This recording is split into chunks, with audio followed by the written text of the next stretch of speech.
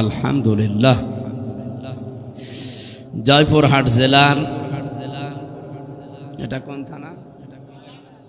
কালাই থানার অন্তর্গত জিন্দারপুর ইউনিয়ন যুব সমাজের উদ্যোগে মৌলামগাড়ি হাট নুরুল ও আজিজুলের সাঁতাল প্রাঙ্গণে তাফসিরুল কোরআন মাহফিল ও ইসলামিক সাংস্কৃতিক অনুষ্ঠানের সম্মানিত সভাপতি মাওলানা মতিউর রহমান, হাজারো আলেমের উস্তাদ, উপাধ্যক্ষ শিবপুর নোমানিয়া আলিম মাদ্রাসা, আমির বাংলাদেশ জামাত ইসলামী জিন্দারপুর ইউনিয়ন শাখা, প্রিয় জয়পুরহাটবাসী, এই নামটা বললে এখন আমাদের কলিজা ভরে যায় না?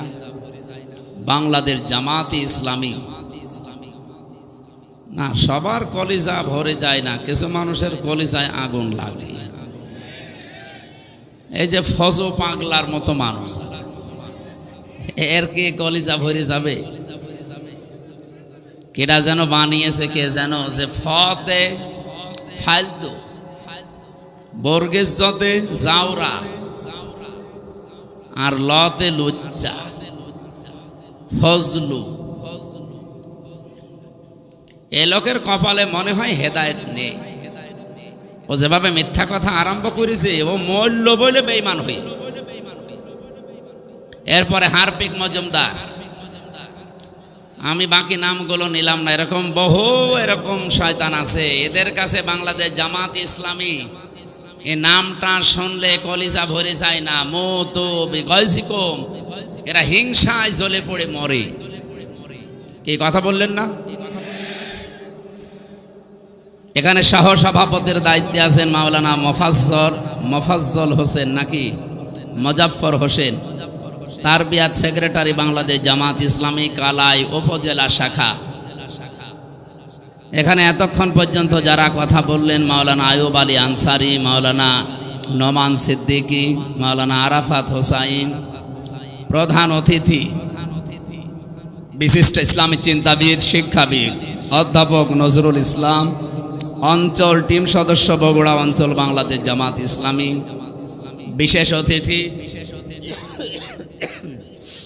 বাংলাদেশ জামাত ইসলামী জয়পুরহাট জেলা শাখার শ্রদ্ধাভাজন জেলা আমির এবং বাংলাদেশ জামাত ইসলামী মনোনীত নমিনি এক আসনের জন্য, মনে হয় 2 আসনের জন্য, জনাব ফজলুর রহমান সাইদ, এক আসনের। এখানে আপনাদের এই আসনের জন্য জামাত ইসলামী, এখানে এটা লিখেছে কারা? এমপি পদপ্রার্থী নয়, উনি নমিনি। এসেছে ভাই, এসেছে। হ্যাঁ, বাংলাদেশে জামাত ইসলামী থেকে যে 300 জনের নাম ঘোষণা দেওয়া হয়েছে, এরা একটাও পদপ্রার্থী না, এরা নমিনি। এরা কেউ পদ চেয়ে নেয়নি বা ওই পদে কেউ দাঁড়ায়নি। কথা বললেন না কেন? এটা শুধু বাংলাদেশে জামাত ইসলামী দেখাতে পেরেছে, অন্য কোনো দল এটা আর পারবে না। আপনি বলেন, এই দেশে 73টা রাজনৈতিক দল এখন কাজ করছে, কোন দল এই যে নমিনেশন ঘোষণা দেবে যার নাম সে জানে না, এরকম কেউ আছে? অন্য দলে এই পদ পাওয়ার জন্য দেখবেন মারামারি করে মরে যাবে। আপনি দেখেন কি শুরু হয়। আমার কুষ্টিয়া 3 আসন সদর, আমার যেদিন নাম ঘোষণা দেয়, আল্লাহর কসম আমি 5 মিনিট আগেও জানি না যে আমার নাম ঘোষণা দেবে। এমনকি 1 সেকেন্ড আগেও আমার জানার সম্ভাবনা নেই, আমি জানিই না। অথচ আমার ওই আসনে অন্য দলের, একটা দলেরই 4 জন দাঁড়াবে। তারা, আমার মনে হয় যদি ঘোষণা আসে যে কি শুরু হবে কিয়ামত। বাংলাদেশে অন্য কোনো মানুষ এটা পারে না, এজন্য তারা পদপ্রার্থী লিখতে পারে। এখানে ফজলুর রহমান সাইদ, রাশেদুল আলম সবুজ, এরা কেউ পদপ্রার্থী না, এরা নমিনি। আগামী থেকে এটা সংশোধন করবেন, কোনো জায়গায় যদি দেন বলবেন বাংলাদেশ জামাত ইসলামী, এখানে নমিনি লিখবেন, পদপ্রার্থী আমরা কেউ না। এমনকি আজকে যে বাড়িতে উঠেছিলাম, জনাব সাইফুল ইসলাম এই ইউনিয়নের জন্য বাংলাদেশ জামাত ইসলামী থেকে চেয়ারম্যান নমিনি, উনিও পদপ্রার্থী না। একটাই মাত্র দল, সেই দলে পদ যদি কেউ চায় কিয়ামতের আগে।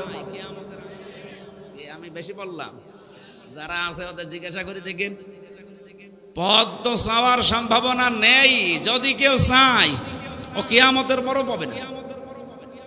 আর অন্য দলের লোকে চাওয়া না, আমার মনে হয় চেয়ার দিয়ে মেরে ফেলবে, তাও পদ আমার দিন। কেন আপনার এত কি দরকার? বাংলাদেশ জামাত ইসলামের আমির যিনি ডাক্তার শফিকুর রহমান হাফিজাহুল্লাহ, আপনারা অন্যদিকে না নিয়ে একটু বিবেক দিয়ে ভাবেন যে আপনি কোথায় আছেন। আপনিও রাজনীতি করছেন, আমিও রাজনীতি করছি, আমার আদর্শ কোথায় আর আপনারটা কোথায়? আমিরে জামাত ঘোষণা দিয়েছে এই দেশে বাংলাদেশ জামাত ইসলামী থেকে যদি কেউ এমপি হয়, মন্ত্রী হয়, ওর 5 বছরে একটা টাকা বাড়বে না, যা আছে আরো কমে যাবে। অন্য কোন দলের লোককে ঘোষণা দিতে বলেন তো? আমার মনে হয় বাংলাদেশে তো 73টা দল, যে কোন দলের প্রধান যদি এই ঘোষণা দেয় যে আমার দল থেকেও কেউ এমপি হলে, মন্ত্রী হলে যদি 100 টাকা নিয়ে এমপি হয়, 5 বছর পরে ওর 90 টাকা হয়ে যাবে, আমার মনে হয় ও দল থেকে কেউ এমপি দাঁড়াবে। এরপরও যদি কারো বিবেক না খোলে, শুধুমাত্র ইসলাম আছে এই কারণে আপনার সহ্য হয় না। এই যে ডাক্তার সাহেদ এ বলেছে জামাত ইসলাম যদি স্বাধীনতা বিরোধী নাও হইতো তাও ওদের আমি ঘৃণা করতাম, কারণ ওরা ইসলাম নিয়ে রাজনীতি করে। বলেন নাউজুবিল্লাহ। এই লোকটা কাফের যদি এটা মন থেকে বলে থাকে যে জামাত ইসলামী বাংলাদেশ এরা ইসলাম নিয়ে রাজনীতি করে, এই জন্য এদের আমি পছন্দ করি না, এদের আমি দেখতে পাই না, ওই লোকটার ঈমান নেই। কারণ ইসলাম নিয়ে রাজনীতি করা লাগবে, এই ঘোষণা কার? আরো জোরে বলেন কার? হ্যাঁ, যৌবন আছে এখনো দাদা। জনাব মনসুর রহমান আমির বাংলাদেশ জামাত ইসলামী কালাই উপজেলা শাখা, জনাব আব্দুল আলিম সেক্রেটারি বাংলাদেশ জামাত ইসলামী কালাই উপজেলা শাখা, আয়োজন করেছে বাংলাদেশ জামাত ইসলামী জিন্দারপুর ইউনিয়ন শাখা। মঞ্চে বসা ওলামা ইকরাম, সামনে বসা মুসলমান ভাইরা, পর্দার আড়ালের সম্মানিত মা এবং বোনেরা, প্রশাসনের ভাইরা, আমাদের এই কালাই থানার সম্মানিত ওসি সাহেব এসেছেন আজকে, এবং অন্যান্য যারা সদস্যরা দায়িত্ব পালন করছেন। আল্লাহ যে মা তাদেরকে পেটে নিয়েছে, কোরআনের ইজ্জতে হযরতে খাদিজা রাদিয়াল্লাহু কুবরার মতো যেন আল্লাহ বানিয়ে দেন। আজকের এই অনুষ্ঠান যদিও জামাত ইসলামী বাংলাদেশ জিন্দারপুর ইউনিয়ন শাখার উদ্যোগে, কিন্তু এটা দল, মত, জাতি, বর্ণ, ধর্ম নির্বিশেষে সবার জন্য। কি কথা বলেন না কেন? এ কোরআন শরীফ কি জামাত ইসলামের? কোরআন শরীফ কি বিএনপির? না, মানুষ যারা তাদের জন্য আল্লাহ কোরআনে আলোচ্য বিষয় দিয়েছেন। রব্বুল আলামিন বলেন, হাদা বায়ানুল লিন্নাসি ওয়া হুদাও ওয়া মাউইযাতুল লিল মুত্তাকিন। এই একটা বায়ান, একটা বক্তব্য আমি মানুষের জন্য দিয়েছি। জয়পুরহাটবাসী বলেন তো, কোরআনের বক্তব্য আল্লাহ দিয়েছেন কাদের জন্যে? মানুষের। বলেন বলেন। আমিও এই পর্যন্ত জানি মানুষের জন্য আল্লাহ তারপর কোরআনে বক্তব্য দিলেন, কিন্তু কোন মানুষ? এটা জীবিত মানুষ হওয়া লাগবে, মরা মানুষের জন্য আল্লাহ বক্তব্য দেয়নি। অথচ বাংলাদেশে বলেন তো এই 15.5 বছর যে অবস্থা গেল, জীবিত মানুষদেরকে আল্লাহর বক্তব্য শোনানো বড় কঠিন হয়ে পড়েছিল। ওরা বলতো আমাদেরকে, আপনি কোরআন পড়বেন, কোরআন অসুবিধা নেই, আমার বাবা মরে গেছে, পড়েন। আরে ভাই, আপনার বাবা তো মরেই গেছে, এখন আমি পড়ে করব কি? পড়ার দরকার ছিল তখন যখন ও জীবিত ছিল। তো সময় যেহেতু আল্লাহ পাল্টিয়ে দিয়েছে, ডাকসু আর জাকসুর পরে দেশের চিত্র কিন্তু অলরেডি পরিবর্তন হয়ে গেছে। যদিও আর এখন ওই ফজু পাগলার মতো অনেকে মুখ জোর করছে, চাপাবাজি করে, ওর পায়ের তলায় যে মাটি নেই ওটের পাচ্ছে। ওর আমিরে জামাতকে চ্যালেঞ্জ দিয়েছে যে সিলেটে যে 19টা আসন আছে না 17টা আসন আছে, এখানে যে কোনো জায়গায় আমিরে জামাত দাঁড়াবে, ও নাকি সেখানে দাঁড়িয়ে পাশ করবে। আরে ভাই, ওরে আপনি আমার কাছে পাঠিয়ে দেন, আমারেও লাগবে না। আমি ফজল পাগলাকে চ্যালেঞ্জ করছি, আমার ছোট মেয়ের সাথেও যদিও দাঁড়াই ফেল করবে। কারণ আর কিশোরগঞ্জ এলাকায় তো আমি বহু জায়গায় গিয়েছি, জানি ওর জনপ্রিয়তা কত তলানিতে। শুধু এই মুখ জোর করে টিকে আছে। এই বাংলাদেশে যেই কয়টাই টিকে আছে দেখবেন শুধু চাপার উপরে, ভেতরে কোনো মাল মশলা নেই। আলেমদের ভুল ধরে, বলে আলেমদেরকে কেউ যেন পেটে না নেয়, ও ওয়াজ করে মেয়েদের কাছে। এই যে ওর নামের ব্যাখ্যা যে লোকটা করেছে, তাই এমনি করে নাই। ফতে ফালতো বর্গিস যতে জাউরা, আর লতে আমি বললাম না লুচ্চা। নাউজুবিল্লাহ। কে যে বানিয়েছে আল্লাহ তার হায়াত দাও। একেবারে খাপের খাপ মমতাজের বাপ মিলে গেছে, কারণ ও যা করে তাই। আমি এত বলতাম না, আশা করছি আগামীতে কেউ যেন আর ফজু পাগলা না হয়। কারণ এখনো অনেকেই ভাইরাল হওয়ার ধান্দায় ফজু হতে ব্যস্ত, যে আমিও ফজু হব। এই জন্য চাপাবাজি করা, গলাবাজি করা বাদ দেন। বাস্তবতা আপনি দেখেন, জিয়াউর রহমান কোথায় ছিলেন আর আপনারা কোথায় আছেন?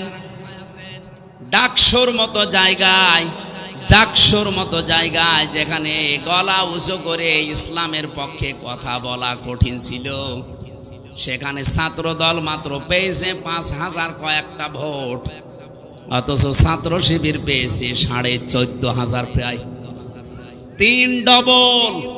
আপনি টের পাচ্ছেন কোথায় পৌঁছিয়েছে তারা? জাকসু জাকসু কোনো ব্যাপার না, জাতীয় নির্বাচন, কোন নির্বাচনে আপনি আর এগিয়ে যেতে পারবেন না। কারণ আপনাকে ডোবাতে বহু মানুষ অলরেডি দেখেন, নয়নের মতো মানুষ। আর বাকি আমি নাম নিলাম না। দেশে এমনিতে পরিবর্তন আসছে। গত পরশুদিনও আমি ছিলাম কুষ্টিয়াতে, 100 পরিবার হিন্দু, ওরা সব জোট বেঁধেছে, এবার আমরা দাঁড়ি পাল্লায় ভোট দেব। হিন্দুদের যদি অবস্থা হয়, বাকি মুসলমান আপনি মাথায় বাড়ি দিয়ে আটকাতে পারবেন না। জমান নামাজ পড়ে বের হচ্ছে কুষ্টিয়ার আবদালপুরে, এই যে কোরআন আমার সামনে, 18 জন এসে বলছে, হুজুর এতদিন ভ্রান্ত ধারণায় ছিলাম, শহীদ জিয়ার আদর্শ মানতাম, কিন্তু সেই আদর্শে এখন আর বিএনপি নেই। এখন দেখতে পাচ্ছি এরা ওই আদর্শ থেকে সরে বহু দূরে চলে গেছে। সুতরাং পৃথিবীতে যদিও আমরা ভ্রান্ত ধারণায় ছিলাম, যেই কয়েকদিন হায়াতে জিন্দিগিতে বেঁচে আছি, আল্লাহর দিন কায়েমের জন্য এখন আমরা চেষ্টা চালাবো। আপনি আপনার দলে আমাদেরকে নেন। আমি বললাম কালেমা পড়ানো লাগবে, বলছে না কালেমা মুখস্থ আছে। এই দলে আসতে হলে তো অন্যান্য দলের মতো না, আপনাকে ফর্ম পূরণ করা লাগবে। 18 জনকে আমি নিজে নাম ঘোষণা দিয়ে দিয়ে ফর্ম পূরণ করিয়ে এসেছি। বাংলাদেশের 630টা থানা, কম বেশি আমি সব জায়গায় কিন্তু যাচ্ছি। একটা জোয়ার উঠে পড়েছে এই ডাকসু নির্বাচনের পরে। অনেকেই যাদের বিবেক একটু নাড়া দেয়, ওরা বলছে ওই চাপাবাজদের, সাদাবাজদের সাথে আর নেই। 1500 বছর আগে একটা আয়াত নাযিল হয়েছিল, এটা আমার মনে হয় বাংলাদেশে এই মাত্র নাযিল হয়েছে আবার। ওয়ারাইতান নাসা ইয়াদখুলুনা ফি দীনিল্লাহি আফওয়াজা। হে নবী, আল্লাহর সাহায্য আর বিজয় যখন আসবে, আপনি দেখতে পাবেন দলে দলে পালে পালে মানুষ ইসলামে প্রবেশ করছে। আজ বাংলাদেশের অনেকেই মনে করে ইসলাম মানেই এদেশে কায়েম করার মতো শক্তি রাখে জামাত ইসলামী। আমি আজকে আসার সময় একটা আয়াতের ব্যাখ্যা পড়ছিলাম, একটু মিলান তো দেখেন কোন দলে মেলে। সূরা মুজাদালার শেষের আয়াত, লা তাজিদু কওমান ইউমিনুনা বিল্লাহি ওয়াল ইয়াউমিল আখির ইয়াওয়াদুনা মান হাদ্দাল্লাহা ওয়া রাসূলাহু ওয়ালাউ কানু আবাআহুম আও আবনাআহুম আও ইখওয়ানাহুম আও আশীরাতাহুম উলাইকা কাতাবা ফি কুলুবিহিমুল ঈমান ওয়া আইয়াদাহুম বিরূহিম মিন ইলা আখির আয়া। এই ভালো করে শুনবেন, যেহেতু কথাটা কোরআনের কোনো ভেজাল আছে, আমি শুধু বাংলায় অ্যাডভার্টাইজ করছি, তাছাড়া আমারও বাবার কথা না। আল্লাহ পাক বলেন লা তাজিদু কওমান ইউমিনুনা বিল্লাহি ওয়াল ইয়াউমিল আখির, আপনি দেখতেই পাবেন না এমন ব্যক্তিকে, এমন দলকে, এমন জাতিকে যারা আল্লাহ এবং কিয়ামতে বিশ্বাস করে। যে মানুষগুলো পৃথিবীতে আল্লাহ রাসূলের শত্রু, আপনি জীবনেও দেখবেন না তারা তাদেরকে আপন মনে করে, বন্ধু মনে করে, ভালোবাসে মন থেকে। যদিও সেটা তার বাবা হয়, যদিও সেটা তার দাদা হয়, যদিও তার ভাই হয়, তার আত্মীয় স্বজন, স্ত্রী, সন্তান এগুলো হয়। কারণ কি আল্লাহ পাক এই মানুষগুলোর অন্তরের ভেতরে ঈমান বদ্ধমূল করে দিয়েছেন এবং ফেরেশতাদের দ্বারা তাদেরকে আল্লাহ শক্তিশালী করে দিয়েছেন। আমি সারা দেশের সাথে আয়াতটা মিলিয়ে দেখলাম, এই আয়াত 100 এখন মিলে যাচ্ছে জামাত ইসলামী বাংলাদেশের সাথে। ইয়াদখিলুহুম জান্নাত, আল্লাহ তাদেরকে প্রবেশ করাবেন এমন একটা বাগানে, তাজরি মিন তাহতিহাল আনহারু খালিদিনা ফিহা উলাইকা হিজবুল্লাহ আলা ইন্না হিজবাল্লাহি হুমুল মুফলিহুন। রব্বুল আলামিন তাদের পরিচয় দিতে দিতে বললেন তাদেরকে আমি বাগানে প্রবেশ করাবো, এমন একটা বাগান যার তলদেশ দিয়ে নদী আর নহর প্রবাহমান থাকবে, তার মানে জান্নাত। এখানে একটা প্রশ্ন আছে আমার, আপনারা শুনতেছেন?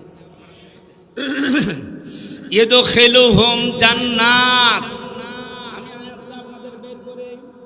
সূরা মুজাদালা যারা এখানে হাফেজ আছে, রব্বুল আলামিন জান্নাতুন শব্দটা দিতে পারতেন, না দিয়ে তিনি দিয়েছেন ওয়ায়াদখিলুহুম জান্নাত, এটা বহুবচন। আমার প্রশ্ন হচ্ছে আল্লাহ জান্নাতুন না দিয়ে জান্নাত বহুবচন দিলেন কেন? আমি একটা দুইটা না, যতগুলো তাফসীর পড়েছি আয়াতের, মুফাসসিরিন ইকরাম এটাই জানাতে চেয়েছেন। রব্বুল আলামিন জানিয়েছেন এইটা। আমি আরবি গ্রামার দিয়ে আয়াতটা মিলিয়েছিলাম প্রথমে। পৃথিবীতে যত ভাষা আছে প্রায় আমার জানা মতে 4,500 ভাষা এই দুনিয়ায় আছে। কত? 4,500-এর উপরে মানুষ কথা বলে বিভিন্ন ভাষায়। আপনি মালয়েশিয়াতে যাবেন, 120টা দেশের ছেলে মেয়েরা সেখানে লেখাপড়া করছে, মালয়েশিয়া ইন্টারন্যাশনাল ইসলামিক ইউনিভার্সিটিতে। আমি ঘুরছিলাম ভেতরে, বন্ধুদের জিজ্ঞাসা করলাম এখানে কতটা দেশের ছেলে মেয়েরা আছে, বলছে 120টা দেশের ছেলে মেয়েরা আছে। এখানে ভাষায় কথা বলে যে যার ভাষা, যদিও আন্তর্জাতিক ভাষা সেখানে ইংরেজিতে বলা লাগে। আপনি বলেন 120টা দেশের ভাষায় কথা বলছে সেখানে, খালি এক জায়গায়।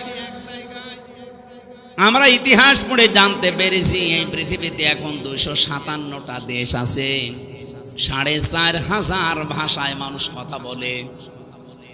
আরবি ভাষাতে শুধু এক বচন, দ্বিবচন, বহু বচন পাবেন।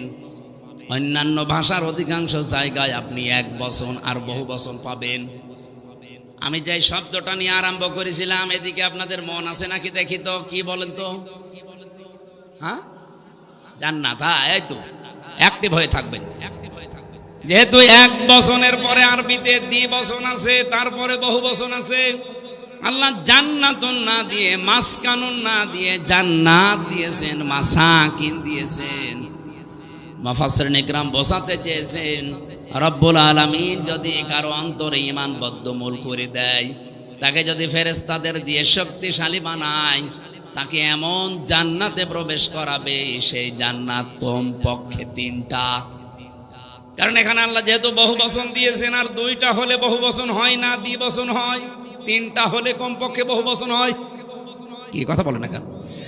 তার মানে এই দেশে আমরা সত্যি যারা আল্লাহ এবং কিয়ামতে বিশ্বাস করি, যাদের কাছে বাবা মা স্ত্রী সন্তান ভাই ভক্করের চাইতে আল্লাহর দিন বেশি প্রিয়, একামতে দিনের কাজ করাকে আমরা বেশি প্রিয়, বেশি ভালোবাসার মনে করি, আমাদের অন্তরে আল্লাহ এমন ঈমান বদ্ধমূল করে দিয়েছে যেটা লাঠি মেরেও আপনি সরাতে পারবেন না।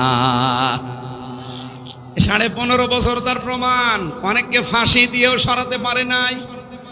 এই কথা বলেন না কেন? আমি তো নিজে জেলখানায় শুনেছি, একজন কারারক্ষী ছিল কুতুবউদ্দিন, এটা তার কাছেও যাবে, রেকর্ড হচ্ছে। ওর বাড়ি হচ্ছে রাজবাড়িতে। গভীর রাতে, রাত 12টার পরে ডিউটিতে এসেছে।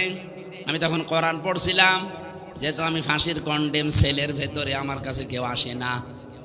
উনি এসে আমারে বলছে, হামজা ভাই একটা কথা বলি, আমি এখনো পর্যন্ত একটা বিষয় পরিষ্কার হতে পারি নাই। কি বিষয়? যেদিন শহীদ মীর কাশেম আলী রহমতুল্লাহ আলাইহি তাকে ফাঁসি দেয়, সেদিন আমি তার ডিউটিতে ছিলাম। সন্ধ্যার সময় এসে বললাম যে স্যার, আপনার রাত 10টায় ফাঁসি, আপনি রেডি হন। উনি আমারে বলছে, কুতুব ভাই এখন বাজে কয়টা? এখন বাজে তো 7:30। এখনো পর্যন্ত প্রায় 2.5-3 ঘন্টা সময় আছে। এত সময় আমি কি করব? আমি একটু ঘুমিয়ে গেলাম। তুমি আমার আধা ঘন্টা আগে ডাক দিও, আমি 2 রাকাত নামাজ পড়ে মঞ্চে, ফাঁসির মঞ্চে চলে যাব। জয়পুরহাট বাসী কুতুব ভাই আমারে বলছে, ঠিক দেখলাম লোকটা ঘুমিয়ে গেল। 2 ঘন্টা পরে ওনারে ডাকলাম, উনি ঘুম থেকে উঠলো, গোসল করে ওযু করার পরে উনি দেখলাম 2 রাকাত নামাজ পড়ে নিল। নামাজ পড়ে 1 কাপ চা বানিয়ে, হিটার ছিল ভেতরে, চা বানিয়ে বলছে আপনি নেবেন? উনি বলছে যে আমি চিন্তায় আছি, কিসের চা? যার মাত্র 2.5-3 ঘন্টা পরে ফাঁসি, সেই লোকটা 2 ঘন্টা ঘুমিয়ে গেল। ঘুমাইলো কি করে আমি আজ পর্যন্ত এখনো ভেবে পাইনি। আমারে ঠিক 10টা বাজার 5 মিনিট আগে বলছে সময় হয়ে গেছে, নিয়ে যাবেন না। মনে হচ্ছে শ্বশুর বাড়ি যাওয়ার জন্য ব্যস্ত হয়ে পড়েছে। জেলার আসলো, সুপার আসলো, আরো যারা যে দায়িত্বে আছে, জল্লাদ শাহজাহান, ও এসে চোখ মুখ বাঁধতে চায়, বলে বাধা লাগবে না, জায়গায় নিয়ে চলেন। নতুন জামা কাপড় আজকে পরে, আতর লাগিয়ে, মনে হচ্ছে আল্লাহ ওনাকে ডাকতেছে। অথচ ওই সময়ও তার সন্তান ব্যারিস্টার আরমান, সে গুম হয়ে আছে আয়না ঘরে, কোথায় আছে কেউ জানে না। তার নিজের স্ত্রী হাসপাতালের বেডে কাতরাচ্ছে, তার দলীয় লোকজন হাজার হাজার লক্ষ লক্ষ পালিয়ে বেড়াচ্ছে।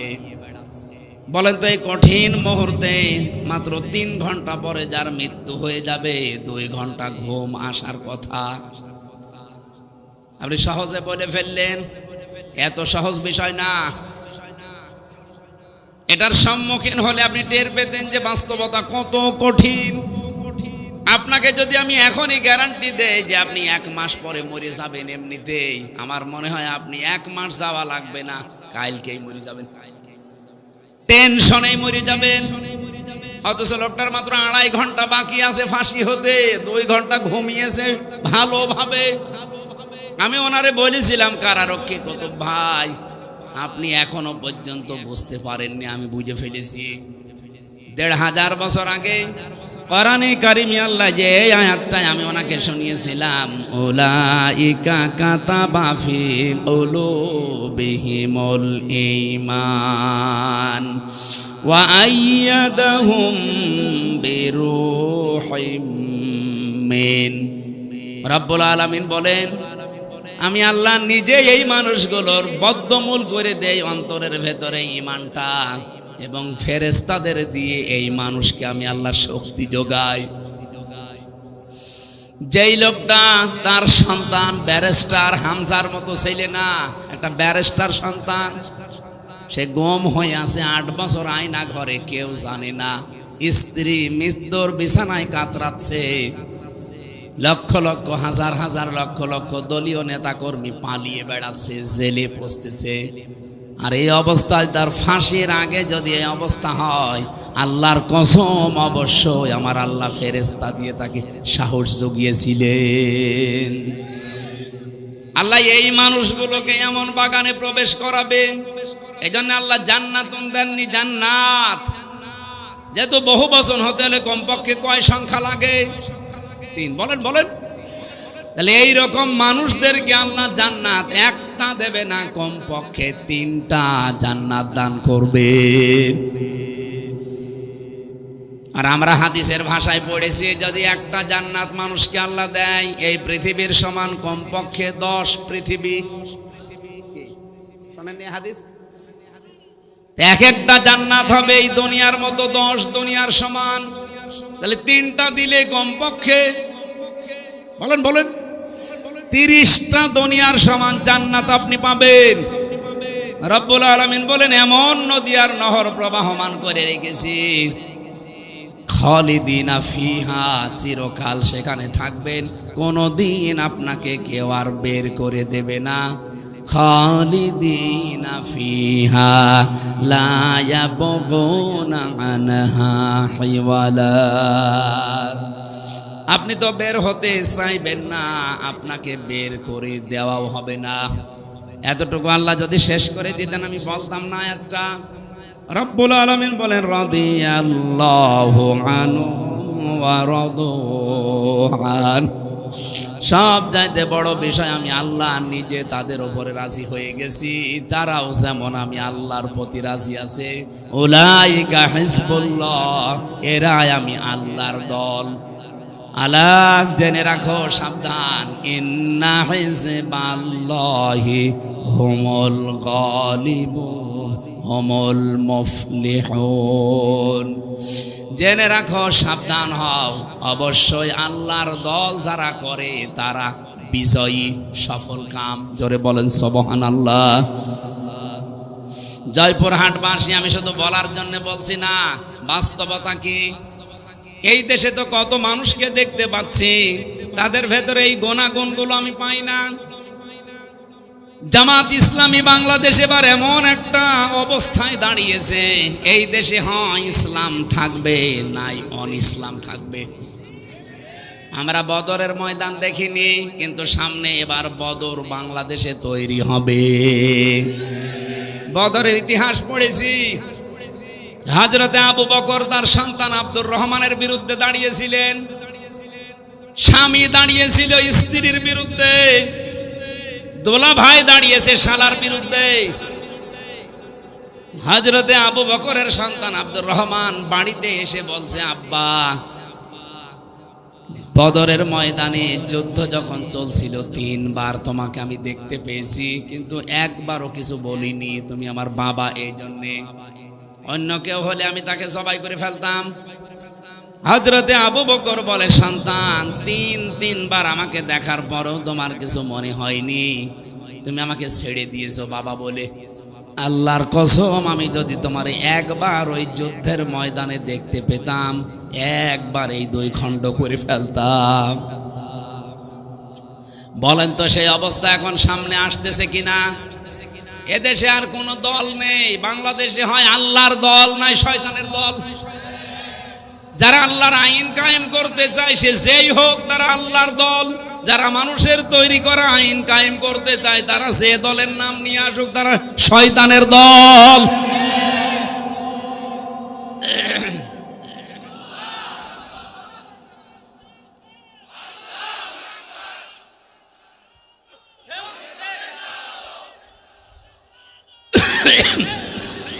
সুসংবাদ শোনাচ্ছে, কাতাবাল্লাহু লা আগলিবান্না আনা ওয়া রুসুলি ইন্নাল্লাহা কাবিয়্যুন আজিজ।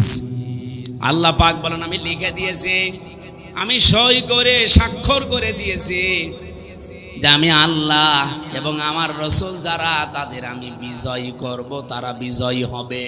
এই গ্যারান্টি কার? এই জন্য চর্ম চোখে যদিও উল্টাপাল্টা কিছু দেখেন, এগুলো সব মরিচিকা। সর্বশেষ বিজয়ী হওয়া আমার আল্লাহ এবং রসুলের দায়িত্ব। যেহেতু রসুল নেই, এই জন্য আল্লাহ রসুলই বহু বচন দিয়েছেন। আল্লাহ বলেন আমি লিখে দিয়েছি বিজয়ী হওয়া। লা আগলিবান্না লামে তাকিদ নুনে সাকিলা। আল্লাহ গ্যারান্টি দিয়েছেন 2 বার যে অবশ্যই আমি আল্লাহ বিজয়ী হব এবং আমার রসুলরা।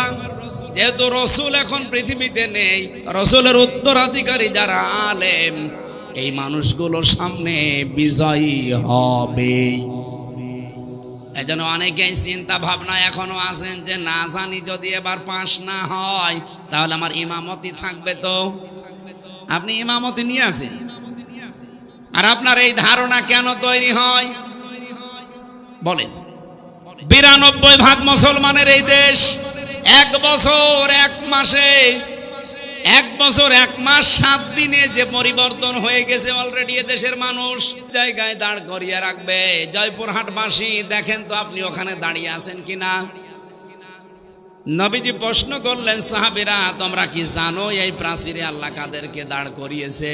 বলে না, এই মানুষগুলো তারা যাদেরকে আল্লাহ জান্নাতে দেবে না, এমনকি এই মানুষগুলোকে আল্লাহ জাহান্নামেও দেবে না। সাহাবী আবু দারদা প্রশ্ন করলেন, ইয়া রাসূলুল্লাহ, এই মানুষগুলোকে আল্লাহ জান্নাতে দেবে না, কারণ কি? নবীজি বলেন এদের সব কিছুই ভালো ছিল, কিন্তু মা বাবার সাথে এদের সম্পর্ক খারাপ ছিল। জয়পুরহাটবাসী এটা রেকর্ড হচ্ছে, সারা দুনিয়া চলছে এখন। যত সন্তান আমরা আছি খুব ভালো করে শোনেন, আমরা কিন্তু 100টার প্রায় 90টা সন্তান জাহান্নামের দিকে। জান্নাতে আমরা যেতে পারবো না একটা কারণে, আমার মনে হয় আমাদের সবই ভালো প্রায় আমরা মা বাবার সাথে সম্পর্ক ঠিক রাখতে পারি না। এটা সম্পর্ক ঠিক রাখা এবং তাদের পেছনে খরচ করা, তাদের সেবা করা, সাধ্য মতো তাদের খেদমত করা, এটা আমরা 100 জনের 90টা ছেলে মেয়ে পারছি না। পারি না যে সমস্ত কারণে, তার অন্যতম কারণ হচ্ছে 2টা। 1 নম্বরে আমাকে আমার মার বাবা ছোটবেলায় এই শিক্ষা দেয়নি যে আল্লাহর পরে তাদের স্থান। কি কথা বলেন কেন? আল্লাহর পরে যে মা বাবার স্থান, এই শিক্ষা যেখানে দেওয়া হয়, আমাকে সেই শিক্ষা আমার মা বাবা দেয়নি, এজন্য আমি জানি না যে মা বাবা কি। 2 নম্বরে আমাদের দেশের শিক্ষা ব্যবস্থা যা আছে, সেই শিক্ষা ব্যবস্থায় মা বাবা সম্পর্কে বিস্তারিত আলোচনা নেই। কথা বলেন না কেন? আপনি দেখেন 1 থেকে 5 পর্যন্ত গানের মাস্টার নিয়েছে, শরীর চর্চার মাস্টার নিয়েছে, অথচ একজন আলেম দিয়ে কোরআন হাদিস পড়াবে সেরকম আলেম 1 থেকে 5 পর্যন্ত আজও নেওয়া হয়নি। হ্যাঁ বলেন। যিনি দায়িত্বে আছেন ডক্টর মোহাম্মদ ইউনুস। 2 নবীর নাম আপনার, মোহাম্মদ একটা, ইউনুস একটা। 2 নবীর নাম না?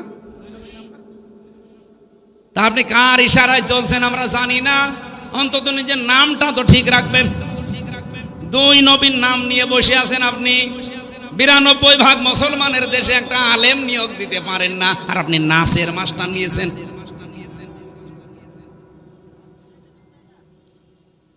ইসলামিক ফাউন্ডেশন আছে, কিছুটা কোরআন হাদিস শেখায় বাচ্চাদের, ওদের আজ 5 মাস শুনছি বেতন বন্ধ। ধর্ম মন্ত্রণালয়ে যিনি আছেন, কি করছেন আপনি? হয় দায়িত্ব সঠিকভাবে পালন করেন, নাই ছেড়ে দেন।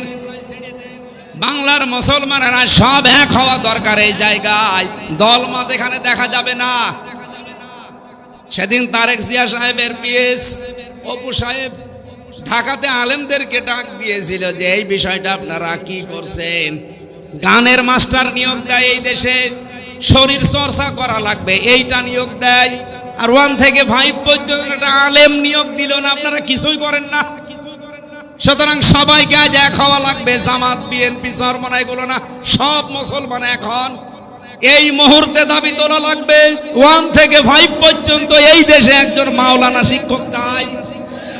এই দাবি করেন কারা দেখে? লিল্লাহি তাকবীর। এই দেখেন তো হাত তোলেন কে?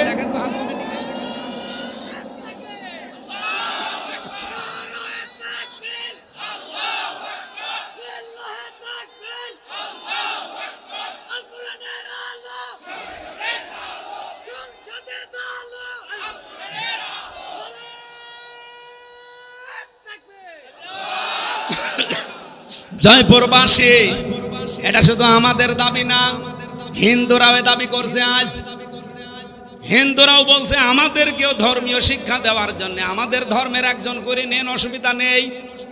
কারণ কোন ধর্ম মানুষকে খারাপ হতে শেখায়? বলেন বলেন। আমাদের আওয়াজ হয়তো ডক্টর ইউনূসের কাছে পৌঁছাবে কি জানি না, কিন্তু আমার মনে হয় আল্লাহর আরশে পৌঁছিয়ে গেছে। ইব্রাহিম নবীর পক্ষে একটা ব্যাঙ ছিল, শুধু প্রসাব করেছিল, আল্লাহ তাকেও কবুল করে নিয়েছে, তার প্রসাবও পাক করে দিয়েছে। আমরা যদি কোরআনের শিক্ষার পক্ষে হাত তুলেছি, কিয়ামতের দিন এই হাত তোলাটা আমার পক্ষে সাক্ষী হয়ে দাঁড়াবে। আপনি জাহান্নামে যাচ্ছেন শুধু এই শিক্ষাটা না থাকার কারণে। আজ 1 থেকে 5 পর্যন্ত পড়ার পরে অনেকে বৃত্তি দিত, আগে 8-এ বৃত্তি দিত, 100 মার্কের কোরআন হাদিস ছিল, কিন্তু এই জালেমা মহিলা আসার পরে 15.5 বছরে সেইটাও তুলে দিয়েছে। আমরা চাই আবারও এটা পূর্ণ বহাল করা হোক, কারণ অনেক ছেলে মেয়েরা পরীক্ষার জন্য চাপে পড়ে হলেও পড়ে। কথা বলে না কেন? আর যদি ওইটাই না থাকে সিলেবাসে, ও পড়বে কি? ওদের যে 5 মাস বেতন দেয় না ইসলামিক ফাউন্ডেশনে, এর ভেতরে একটা দুর্বিসন্ধি আছে। এক লোক নাকি বউকে খুব পিটাতো, ওর বউ এসে বলছে তুমি যেভাবে পিটানি দাও আমাকে কি রাখবা না বাদ দিয়ে দিবা? ও বলছে কিলের ওজন দেখে টের পাও না? 5 মাস বেতন বন্ধ করে দিয়েছে, টের পাচ্ছেন না যে গানের মাস্টার নেয়, নাচের মাস্টার নেয়, আর কোরআনের হালকা শিক্ষা দিত তাদের বেতন বন্ধ করে দেয়। এটা অবশ্যই কোনো জায়গা থেকে কোনো তালবাহানা আসতেছে। কোরআনের বিরুদ্ধে, এই স্বাধীনতার বিরুদ্ধে বাংলাদেশে কোনো তালবাহানা এই দেশের মানুষ মেনে নেবে না। এই কথা বলেন। আপনি আমাদের জাহান্নামে নিয়ে যেতে চান? মা বাবা সম্পর্কে আমরা জানি না তাদের মর্যাদা, এ কারণে হাজারো সন্তান তাদের খেদমত করে না, আলাদা করে দেয়, এমনকি বৃদ্ধাশ্রমে রেখে আসে। কি নেই? বৃদ্ধাশ্রম নেই? আপনি এই নীলফামারী যান, কিশোরগঞ্জ থানা আছে, দেখলাম একটা বৃদ্ধাশ্রমে নিয়ে গেল আমারে। এদিকে মা, এদিকে বাবারা বসে আছে লাইন দিয়ে। মুরব্বী মা আর বাবা, যার কাছে একটু জিজ্ঞাসা করি আমারে ধরি হাউমাউ করে কাঁদে। একজন বলছে আমার 3টা ছেলে মেয়ে বিদেশে থাকে, কিন্তু আমি আজ পড়ে আছি এখানে। আমি ওরানে বললাম মা আপনার কাছে কি মনে হয় বলেন তো? উনি বলছে আজ কতদিন বৃদ্ধাশ্রমে পড়ে আছি, আমি এখন কোরআন হাদিস আর ইসলামের ইতিহাস পড়ি। এটা পড়ি আমি বুঝেছি এই দোষ শুধু আমার সন্তানদের না, এই দোষ আমারও আছে, কারণ ছোটবেলা থেকে তাদের দ্বীনের জ্ঞান আমি শিক্ষা দেয়নি। আল্লাহর পরে যে মা বাবার স্থান তাদের কাছে আমার সন্তানরা সেটা জানে না। এজন্য হাজারো সন্তান আমরা নষ্ট করে ফেলেছি অলরেডি, যেহেতু এই দেশে এখনো শিক্ষা ব্যবস্থা এটা জারি করা হয়নি। আপনাদের আহ্বান জানাবো, অন্য ধর্মের লোক যারা আছেন তাদের আমি বাদ দিলাম, অন্তত ইসলাম ধর্মে যারা আছেন ছেলে মেয়েদেরকে নিজে বাঁচার জন্য হলেও শেষ বয়সে যদি আলাদা হতে না চান, বৃদ্ধাশ্রমে যেতে না চান, ছেলে মেয়েদেরকে কোরআন হাদিস প্রথমে 3 বছরে নোরানিতে মক্তবে পড়িয়ে নেবেন, এরপর অন্য জায়গায় যাবেন। নয়তো আপনার কপালে আসতেছে এই কিশোরগঞ্জের মতো, আপনিও ঠিক কয়েকদিন পরে যাবেন বৃদ্ধাশ্রমে, অথবা আপনাকে আলাদা করে দেবে, আপনার খরচও দেবে না। মা বাবার পেছনে খরচ করা নফল না ফরজ? ফরজ। নামাজ পড়েন, মা বাবার যে সাধ্য মতো খরচ করা দরকার করেন না, না আপনার নামাজ হবে না, কারণ একটার সাথে আর একটা রিলেটেড। পুরা কোরআন শরীফের ভেতরে আপনি দেখবেন যেখানে আল্লাহ দিয়েছেন আল্লাহর কথা, সঙ্গে সঙ্গে দিয়েছেন রসুলের কথা, আতিউল্লাহ ওয়া আতিউর রাসূল। যেখানে নামাজের কথা সেখানে যাকাতের কথা, আকিমুস সালাত আতুজ যাকাত। যেখানে আল্লাহর শুকরিয়া আদায়ের কথা সঙ্গে সঙ্গে মা বাবার শুকরিয়া আদায়ের কথা। আনিশ করলি ওয়ালি ওয়ালিদাইকা ইলাইয়াল মাসির। তোমরা আল্লাহর শুকরিয়া আদায় করো আর মা বাবার শুকরিয়া আদায় করো। আল্লাহকে মেনে নিয়েছো কিন্তু মা বাবার শুকরিয়া নেই, তুমি জানো আল্লাহকেও মানো না। বলেন নাউজুবিল্লাহ। নবীজি বললেন ওরা আরাফ নামক প্রাচীরে দাঁড়িয়ে আছে, ওরা জান্নাতে যাচ্ছে না শুধু একটা কারণে, আমি যেটা আবিষ্কার করেছি আর একটু বেশি দেখেন তো মেলে কিনা।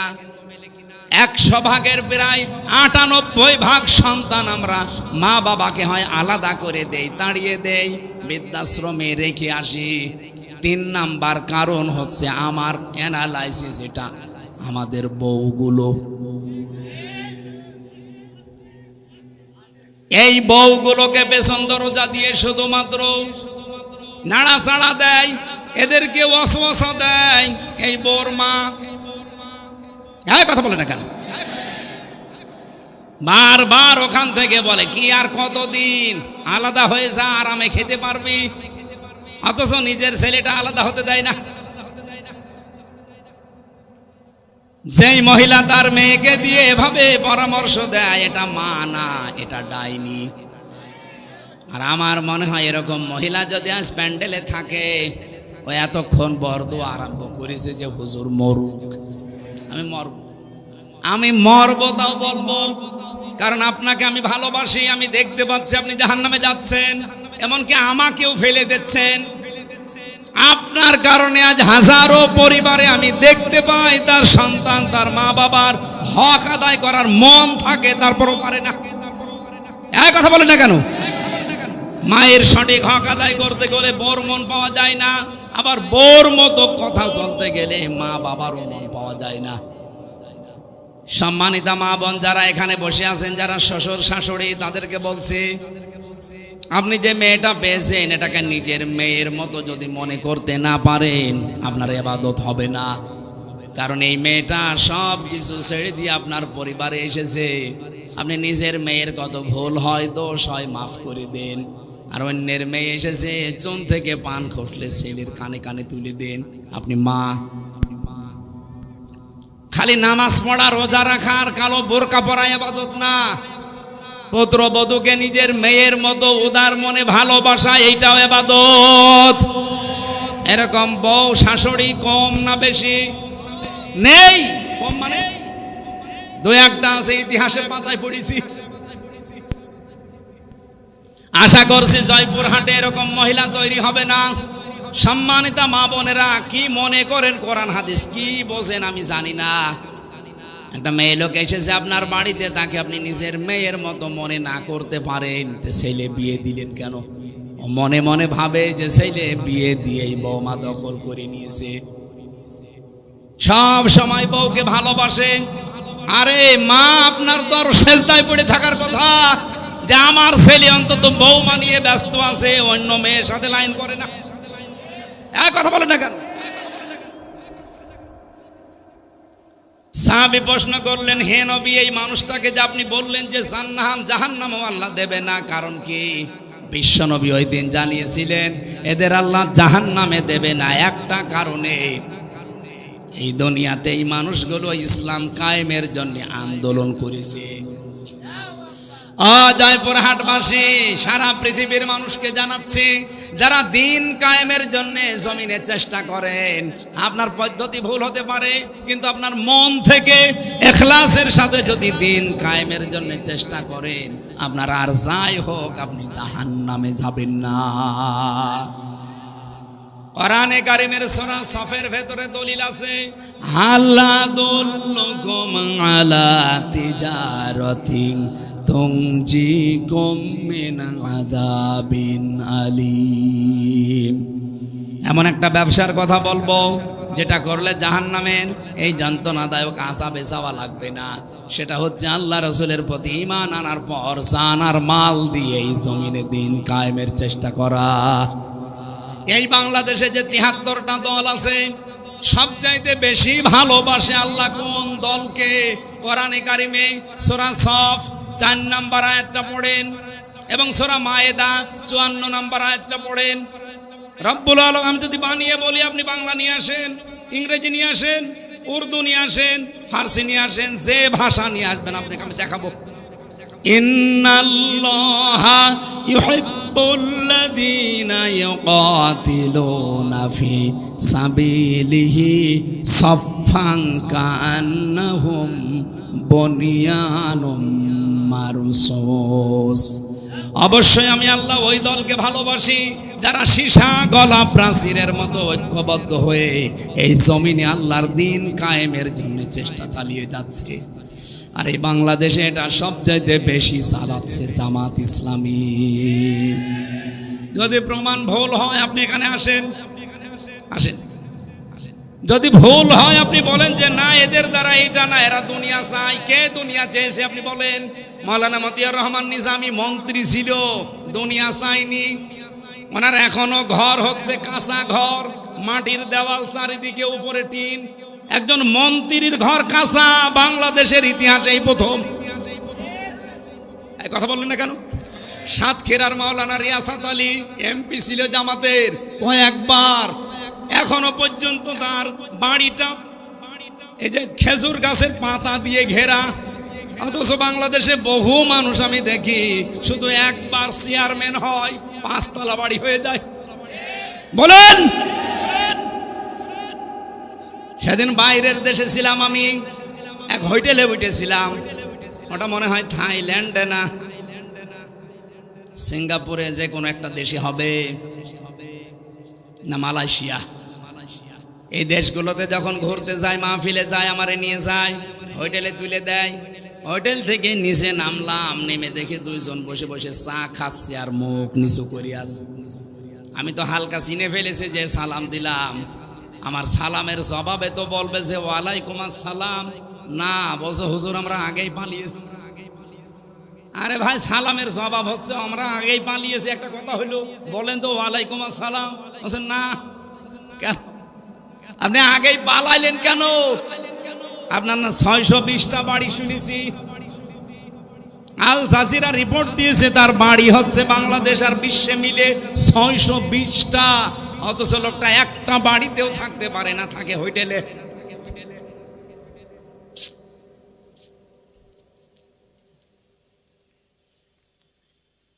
অথচ এই মানুষগুলো ৬২০টা বাড়ি বানায়নি, একটা বাড়িও না, মাটির দেওয়া।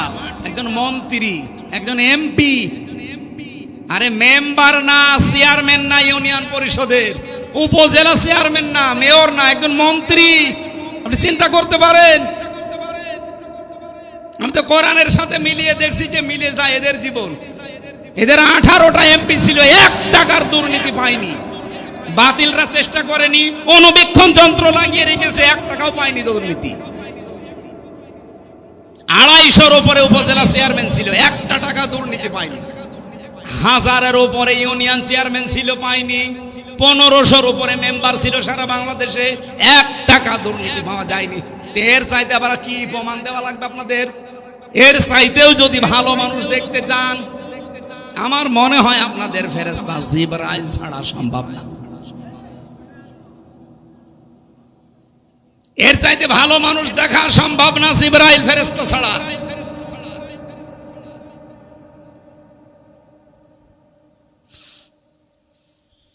এজন্য গ্যারান্টি দিতে পারি আপনাদেরকে, সীসা গলা প্রাচীরের মতো আজ ঐক্যবদ্ধ হয়ে আল্লাহর এই জমিনটায় ৫৬,০০০ বর্গ মাইলে দিন কায়েমের জন্য কাঁধে কাঁধ মিলিয়ে চেষ্টা চালিয়ে যাচ্ছে মন থেকে। তার প্রমাণে 1 বছর 1 মাস বাংলাদেশ জামাত ইসলামী, ইসলামী ছাত্র শিবির, ইসলামী ছাত্রী সংস্থা, অন্য কেউ যদি পারে তাদের আদর্শ নিয়ে আসুক, টিকবে না। কারণ তাদের আদর্শ হচ্ছে বিড়ি খাওয়া আদর্শ, তাদের আদর্শ হচ্ছে ডাল খাওয়া আদর্শ, তাদের আদর্শ হচ্ছে বাবা খাওয়া, হুক্কা খাওয়া। কি বঙ্গবন্ধু হুক্কা খেত না? কথা বলেন। আপনি হুক্কা খাওয়া আদর্শ নিয়ে এসে, ডাইল খাওয়া আদর্শ নিয়ে এসে, রাস্তা চুরি করা আদর্শ নিয়ে এসে এই জামাত ইসলামের সাথে আপনি টক্কর দিতে চান, কিয়ামতের আগেও পারবেন না। কথা বলতে দেন ভাই। বাস্তবতার দিকে তাকিয়ে বলেন তো, এই বাংলাদেশে 56,000 বর্গ মাইল, 630টা থানা, একটা নেতা কর্মী দেখান যে জামাত ইসলামীর যারা ডাইল খায়, বলেন। দেশে ঘুরছি, একটাও পাইনি। এরা ধর্ষণ করেছে, প্রমাণ দিতে পারেন? আরে ভাই, ডাইল খায় না, ধর্ষক নেই, চাঁদাবাজ নেই, এমনকি বিড়িও খায় না। কে বিড়ি খোর আছে? নেই। আর অন্য দলে বিড়ি ঘর না, বাপ পর্যন্ত খেয়ে ফেলছে। একবার থানায় গিয়ে দেখি একজনকে ওসি সাহেব পিটাচ্ছে। কি গো? হুজুরে ডাইল খায়। আরে ভাই, ডাইলও খাওয়া যাবে না, বলছে হুজুরে ডাইল, সে ডাইল ফ্যান্সি ডাইল। আপনি ডাইল খান, রাস্তা খান। ওই লোকটা আমারে ওই দিন বলেছিল কি সিঙ্গাপুর না মালয়েশিয়াতে, হুজুর সত্যটা কথা বলে দি, দেশে যেতে পারবো না তো এটা আমরাও জানি। বাস্তবতা হচ্ছে এই দেশটা উপরে উঠতে চায় না, অথচ মালয়েশিয়া 2004 সালের পর থেকে 21 বছরে তারা দাঁড়িয়ে গেছে। সিঙ্গাপুর 20 বছরে তারা দাঁড়িয়ে গেছে বিশ্বের মানচিত্রে। যদি 10টা দেশ এখন গণনা করেন, সিঙ্গাপুর একটা। এত উন্নত তারা। রাস্তায় একটা টুকরা পর্যন্ত পাবেন না, মনে হচ্ছে সারা রাস্তা খাবার ঢেলে খাওয়া যায়, এত পরিষ্কার পরিচ্ছন্ন। খাদ্যে কোনো ভেজাল নেই, কোনো দুর্নীতি নেই। 100 টাকা যদি বাজেট হয় রাস্তার জন্য, আপনাকে আমি সত্য কথা বলে দেই, 3 টাকা শুধু খরচ হয় রাস্তায়, আর 97 টাকা আল্লাহর ওলিরা খেয়ে ফেলে। এই চলছিল দেশে। দেশটা দাঁড়াবে কি করে? বঙ্গবন্ধু টানেল বানিয়েছে চট্টগ্রামে, 100 বছর যাওয়ার কথা, অথচ এই কয় বছরে পানি উঠতেছে নিচ দিয়ে। তাহলে কত টাকা বাজেট ছিল, কত টাকা খেয়েছে বলে? ওর নিজের হিসাব অনুযায়ী 100 টাকা বাজেট হলে 3 টাকা খরচ হয়, 97 টাকা খেয়ে ফেলে। 100 টাকা খরচ করে একটা রাস্তা বানালে 100 বছর যাওয়ার কথা, 3 টাকা খরচ করলে 100 বছর যাবে? 3 বছর। আগামীতে ইসলাম আসলে জামাতের আমির বলে নাই যে যা বাজেট হবে জনগণের সামনে সব ওপেন করা লাগবে, এমপিদের, তারপরে কাজ শুরু করা লাগবে। তো আপনি দুর্নীতি করবেন কি করে? সরকারি যে ট্যাক্স ফ্রি গাড়ি আছে, ওই গাড়ি জামাত ইসলামী বাংলাদেশ নেবে না। যে প্লট দেওয়া হয়, ফ্ল্যাট দেওয়া হয়, নেবে না। এর চাইতে গ্যারান্টি বাংলাদেশে কোন দল দিতে পারলে তাকে ভোট দেন, যান। জীবনও পারবে না। তারা যদি 20,000 টাকা নিয়ে এমপি হয়, 5 বছর পরে তারা 20 কোটি টাকার মালিক হবে।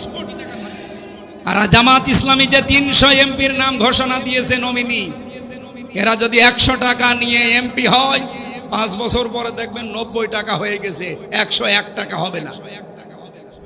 এই বিশ্বাস, এই আস্থা আমিরে জামাতের আছে, এই জন্যে এদের নাম ঘোষণা দিয়েছে, এমনি দেয়নি। সম্মানিত ভাইরা, এর চাইতে আর বেশি আমি বলতে পারবো না। এরপরেও যদি কারোর বিবেকে খালি ওই দিকে টান হয়, যান, আপনার যা ভালো লাগে আপনি তাই করেন।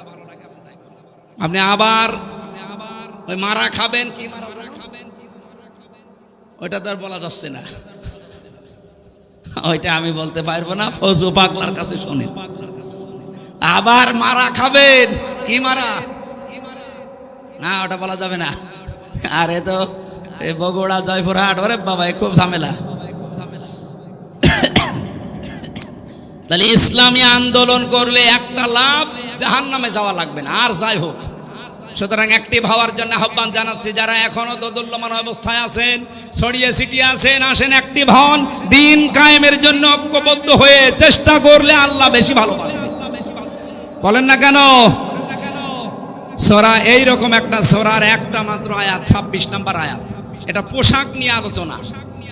শয়তানের প্রথম হামলা মানব জাতির উপরে এবং তার পদ্ধতি কি ছিল সেইটা আল্লাহ জানিয়েছে। শয়তানের যত টার্গেট আছে, হামলা আছে, সবচাইতে বড় হামলা শয়তানের পোশাকের উপরে। কিসের?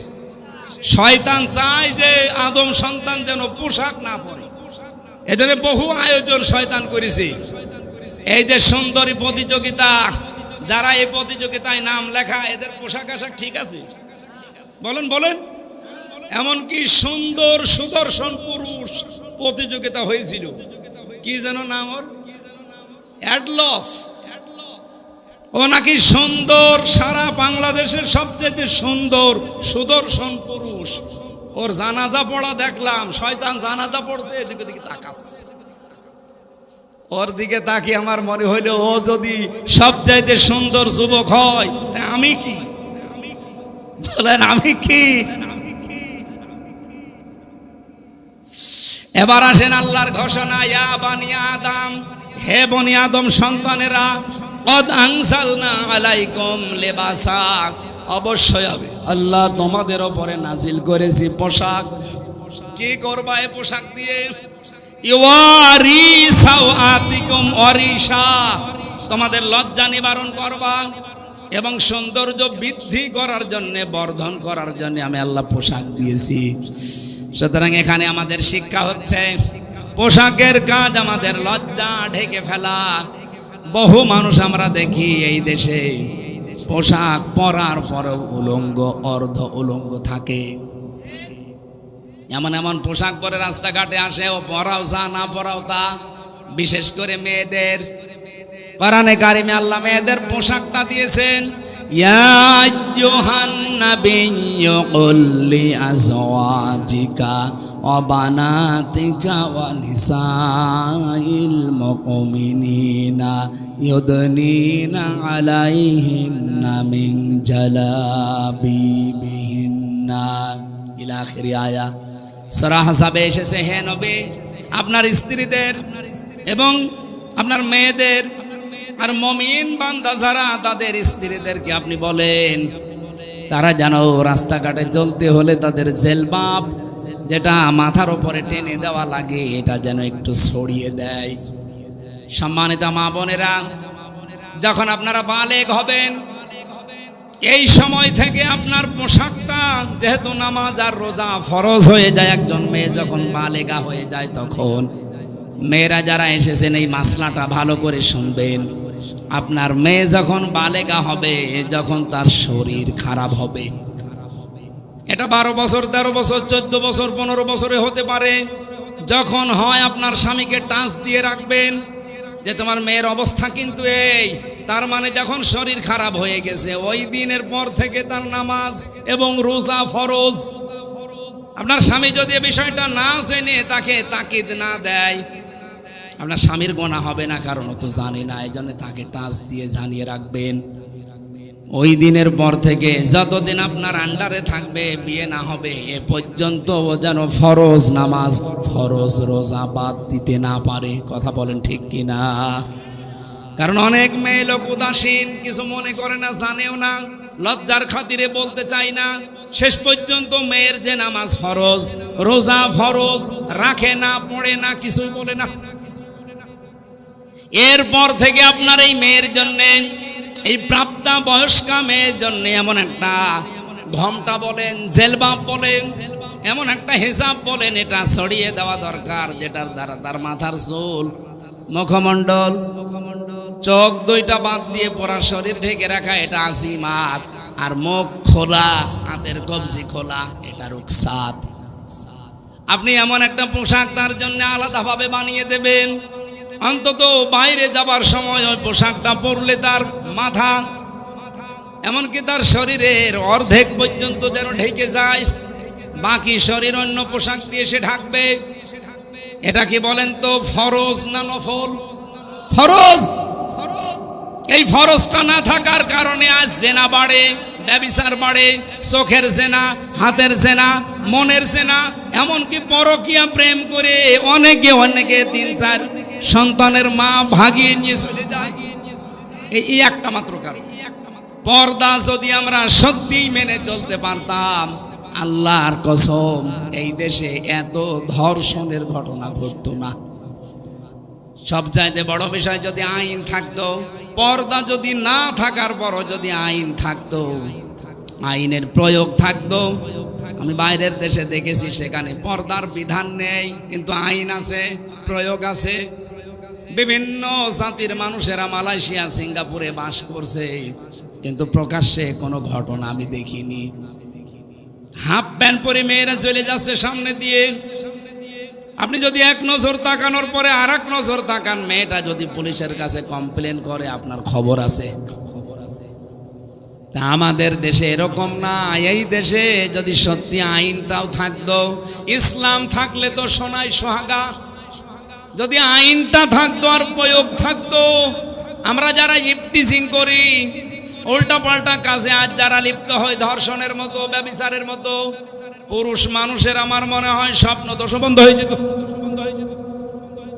এই জন্য আইন সামনে যদি আমরা ইসলাম নিয়ে আসতে পারি, পোশাকের এই আইন, যে যার ধর্ম মতো পোশাক মেনে চলবে। কোরআনে কারিমের যে নির্দেশনা দেওয়া আছে, যতটুকু আছে মেয়েদের উপরে, মুসলিম মেয়েদের উপরে, এটা প্রয়োগ করতে পারলে এর পেট থেকে আপনি দেখবেন আল্লাহওয়ালা সন্তান আল্লাহ উপহার দিচ্ছে। আব্দুল কাদের জেলানি যেই মায়ের পেটে এসেছিল, মায়ের পেট কি খোলা ছিল? বলেন বলেন। যারা দোয়া চান আমার কাছে যে হুজুর দোয়া করেন ছেলে যেন আব্দুল কাদের জেলানি হয়, এমনি হবে? আব্দুল কাদের জেলানির মায়ের মতো মা তৈরি করেন আগে। রিশা, রিশা মানে সৌন্দর্য বর্ধন করা পোশাক। হ্যাঁ, মেয়েরা এই পোশাক পরতে পারবে, এটা শুধুমাত্র তার স্বামীর জন্য। সম্মানিতা মা বোনেরা, সৌন্দর্য বৃদ্ধি হয়, যৌন আকর্ষণ বাড়ে, এরকম পোশাক আপনি পরতে পারবেন আপনার স্বামী, তাছাড়া আপনার বাবার জন্যও পরা যায় নেই। লিবাসুত তাকওয়া যালিকা খায়র, সবচাইতে বড় পোশাক হচ্ছে তাকওয়ার পোশাক। তাকওয়ার পোশাক কি? আল্লাহর বিধান মানা, নিষেধ ছেড়ে দেওয়া, এটার নাম তাকওয়ার পোশাক। 2 নম্বরে, যেখানে আল্লাহ যে আদেশ দিয়েছে ওই আদেশ সঠিকভাবে পালন করার নাম হচ্ছে তাকওয়ার পোশাক। আপনার স্বামী বাইরে গেছে, আপনার আদেশ হচ্ছে সন্তান, সম্পদ এবং ইজ্জত হেফাজত করে রাখা, এটা আপনার উপরে লেবাস। এই লেবাস তাকওয়া হাজারো মহিলা পরিবারে মানতে পারে না। যালিকা খায়র, যালিকা মিন আয়াতিল্লাহ লাআল্লাহুম ইয়াযাক্কারুন। নবীজি বলেন, এই নিদর্শনগুলো আমি আল্লাহ বর্ণনা করলাম কারণ শয়তানের প্রথম হামলাই ছিল মানুষের উপরে এই লজ্জা স্থানের উপরে। ওই সেই প্রথম দিন থেকে আরম্ভ করেছি। ইয়া বানি আদম লা ইয়াফতিনান্নাকুমুশ শাইতান, হে বানি আদম সন্তানেরা, শয়তান যেন তোমাদেরকে ধোকায় ফেলে না দেয়, প্রতারণা না করে তোমাদের সাথে। কামা খরাজা আবাওয়াইকুম মিনাল জান্নাহ, যেমন তোমাদের বাবা মাকে জান্নাত থেকে প্রতারণা করে বের করে দিয়েছিল। শয়তানের কিন্তু এই উদ্দেশ্যটা ছিল না, আমি তাফসিরে পেয়েছি যে আদম আর হাওয়াকে জান্নাত থেকে বের করে দেওয়া লাগবে না। ওর প্রথম উদ্দেশ্যই ছিল যে আমি তাদের উলঙ্গ অবস্থায় দেখব। এই জন্য শয়তান হচ্ছে যৌনবাদী আর আমরা হচ্ছে মৌলবাদী। এই কথা বলে না কেন? আপনি মৌলবাদী পরিচয় দিতে আপনার লজ্জা হয়। মৌল মানে আল্লাহ, মৌল কি? মৌল যেহেতু আমরা আল্লাহকে মেনে চলি, সুতরাং আমরা মৌলবাদী। যারা এই ঘোষণা দেয় যে মৌলবাদীর ঠিকানা এ বাংলায় হবে না, ওই সন্তানরা যারও সন্তান। এ মৌলবাদী না হলে তো আপনার মা বাবার বিয়ে হইতো না, কারণ আল্লাহর নাম ছাড়া বিয়ে দিলে বিয়ে জায়েজ হয়। কাকে মৌলবাদী বলেন? নিজের গায়ে নিজে থুতু ফেলছে। তাহলে শয়তান হচ্ছে যৌনবাদী ও যৌনতা ছড়াতে ভালোবাসে। সুতরাং যে সমস্ত মেয়েরা নিজেদের লজ্জাস্থান সহ গোপন অঙ্গগুলো আরো মানুষকে দেখিয়ে শান্তি পান, আপনি মনে করবেন শয়তান আপনাকে দখল করে ফেলেছে। এখন বাড়ি যান, বাড়িতে যাওয়ার পরে যদি দেখেন আপনার স্ত্রীকে সালাম দিলেন আর আপনার স্ত্রী আপনাকে বলছে ওই শুকুরের বাচ্চা, ভালো লাগবে? আপনার রাগ হবে না? জ্ঞানী মানুষ হলে আপনার রাগ হওয়ার কথা না। আপনি চিন্তা করবেন কি গো, এটা শিক্ষিতা মেয়ে, ধার্মিক মেয়ে, কোনোদিন আজ পর্যন্ত আমার মুখের উপরে মুখ তুলে কথা বলে না, অথচ এখন আমার সালাম দেওয়ার পরে শুকুরের বাচ্চা গালি দেয়। অবশ্যই এর জিনে ধরেছে। কিসে ধরেছে? আপনি যখন দেখবেন যে যৌনতা ছড়াতে আপনার ভালোবাসেন, উলঙ্গ অর্ধ উলঙ্গ পোশাক পরতে আপনার ভালো লাগে, আপনি মনে করবেন শয়তান আপনাকে দখল করে ফেলেছে। কারণ শয়তান সব সময় যৌনতা ছড়াতে ভালোবাসে। আল্লাহ আমাদের হেফাজত করুন। মেয়েদের এমন এমন সন্তান আল্লাহ আমাদের উপহার দান করুন। ফাতেমাতুজ জোহরার পেটে যেমন এসেছিল, কথা বলেন না কেন? আল্লাহ আমাদেরকে এই আয়াতটা বাস্তব জীবনে, এটা শয়তানের প্রথম হামলা, ও মানুষকে উলঙ্গ করতে চায়। আজ দেখেন নবেল, নাটক, থিয়েটার, সিনেমা যা বানানো হচ্ছে সব কি করে উলঙ্গ করা যায় এই বুদ্ধি। আর এগুলো আসতেছে আমাদের দাদাদের দেশ থেকে। ওদের সিনেমার ভেতরে কোন শিক্ষা আছে, ওদের নাটকের ভেতরে কোন শিক্ষা আছে? শুধু উলঙ্গপনা ছাড়া বলেন। ওইটা দেখে দেখে আমাদের দেশেও বানানো হচ্ছে। আর যারা সবচাইতে বেশি উলঙ্গপনা ছড়ায় তাদের নাকি দামও এই দেশে বেশি। এখন যেই কয়টা চলচ্চিত্র জগতে কাজ করে, যাদের পোশাক যত ছোট তাদের টাকা তত বেশি। আমরা আগামীতে এই সিস্টেম পাল্টাবো। কথা বলেন না কেন? পর্দা করে যে সব জায়গায় চলা যায় তার বাস্তব প্রমাণ জাহাঙ্গীরনগর বিশ্ববিদ্যালয়। এজিএস যে মেয়েটা হয়েছে মেঘলা, আয়শা সিদ্দিকা মেঘলা, কে পর্দা নেই তার? আপনি যে বলেন যে না আমি অর্ধ উলঙ্গ না হলে মানুষ তাকায় না, আমারে ভোট দেবে না, দেশে পাশ করলো কি করে? এই পরিবেশ তো এখনো জাহিলি যুগে আছি। ইসলাম আসতে দেন, এ বাংলাদেশকে আমরা মিনি জান্নাত বানাবো ইনশাআল্লাহ। এই আহ্বান রাখছি। আর আমার গলা ব্যথা করছে, এই জন্য আমরা শেষ করে দিচ্ছি। আল্লাহুম্মা আমিন। লা ইলাহা ইল্লা আনতা সুবহানাকা ইন্নী কুনতু